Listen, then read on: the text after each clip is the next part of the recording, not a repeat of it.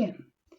retomando lo que habíamos señalado en el apartado anterior, quiero mencionar que cuando hablamos de la aletheia tenemos que recuperar esta prehistoria de la aletheia o del concepto de verdad que va del siglo XII al siglo IX a.C. Esta, como decía anteriormente, es parte de un sistema de pensamiento que se vincula básicamente a la memoria, a la justicia y a la verdad, pero desde un sentido mitológico, religioso.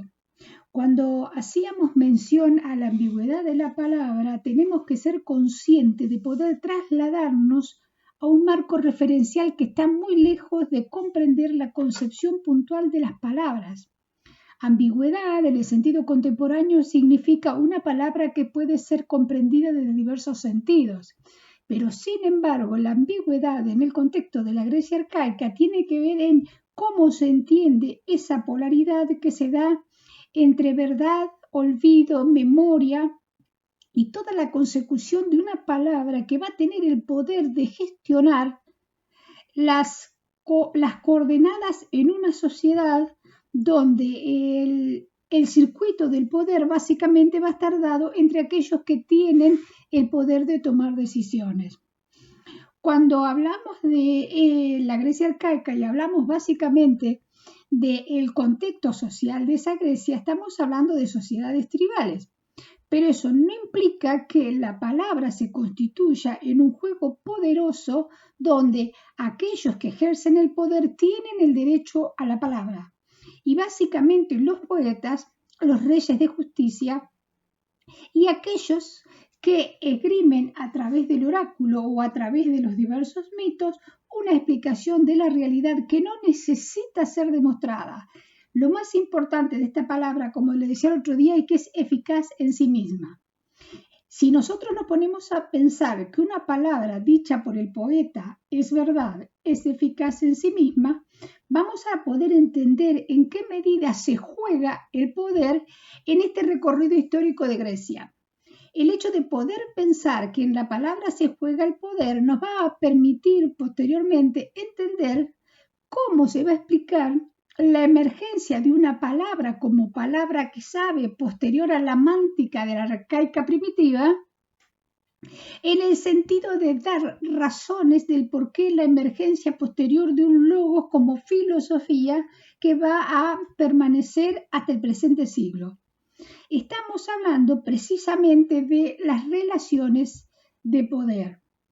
Estamos hablando de una Grecia que tenía un muy importante tránsito marítimo, pero también de ser una sociedad agrícola. El hecho de ser una sociedad tribal implica también pensar en las maneras o formas de gestionar lo económico en esa instancia para poder dirimir cuáles serían las confrontaciones, invasiones y conquistas que le iban a dar una posterior gestión del poder desde una percepción más amplia. El hecho de pensar la palabra, el hecho de pensar en una sociedad tribal y el hecho de pensar en una sociedad guerrera nos va a llevar a evaluar mínimamente la gestión del poder en la palabra, porque se podría mencionar sin temor a equivocarse que el poeta en esta instancia va a ser aquel que quita o da honores, prestigios y poder a los guerreros, pero también es quien determina a la vuelta de las hazañas guerreras la distribución de los botines conquistados en esas hazañas o en esas batallas guerreras. También ahí se juega un aspecto económico que, si bien respeta en sus inicios el lugar de las viudas y de los huérfanos para que accedan a una determinada parte del botín, lo demás va a estar incluido dentro de una distribución que tiene que ver principalmente con algunos de los ciudadanos y no con todos, porque también en ese contexto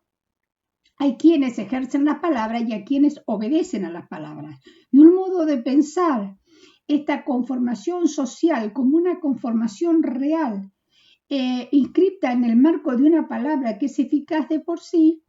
nos tiene que posibilitar la crítica posterior acerca de si